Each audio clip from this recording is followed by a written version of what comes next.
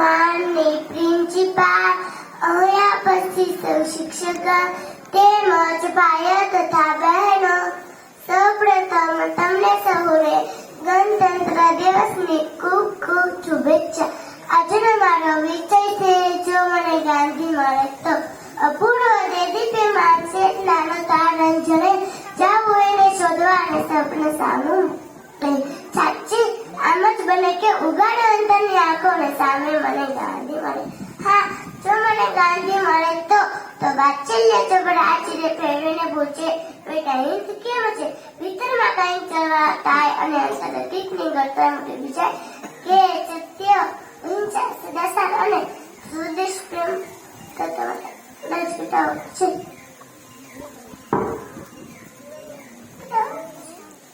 ભારતની અદ્વિતીય સંસ્કૃતિ અને અનુપમ પ્રકૃતિની લહેરાતી કચુંબર સુંદરીને તમારા કેટલાક બાળકોએ સ્વાર્થની કાંટાળી જાળીમાં ભેળવીને શિખિયાળ કરી નાખી છે. બાપુ, તેમની મા ભારતની આ અદિશા થશે તમારા ગયા પછી.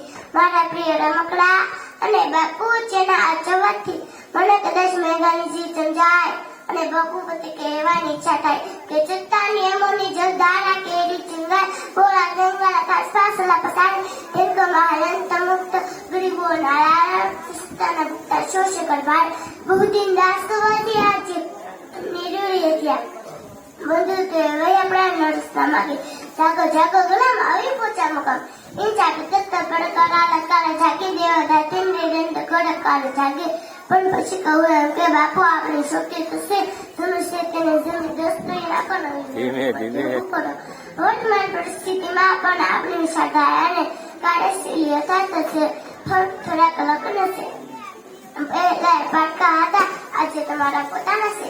સમાજના નૈતિક પુનરુત્થાન માટે અને આઝાદ રાષ્ટ્રની આઝાદી માટે ફરી એક નૈતિક મૂલ્યની જરૂર છે જે અપેક્ષાથી પહેલા આપ્યા હતા અને આજે વૃત્તપય દિશામાં પહોંચી રહ્યા છે. પણ બાપુ, સૌથી રોશની આ આખી યાત્રાનું એકમાત્ર સાક્ષી મારો આ પ્રિય રમકડું છે. અને આવે વખતે બાપુને વધારે કશું ન કહેવા દેતા. પોતાના મોં પર પેલું એમનું બોકડું સ્મિત લેવીને મસ્ત કહીએ કે જ્યારે દીવો ધરેને કહી, જ્યારે ઘનઘોર તોફાની રાતે બારવા ચિત્રે જોઈ, ત્યારે આપણી વિશે સળગી જઈને સૌનો દેવો એકલો થાને રે. તારી જો આકચોલી કોઈ ના આવે તો તું એકલો જાને રે, એકલો જાને એકલો જાને એકલો જાને રે. તારી જો આકચોલી કોઈ ના આવે તો તું એકલો જાને રે. અસ્તુ જય હિન્દ જય ભારત.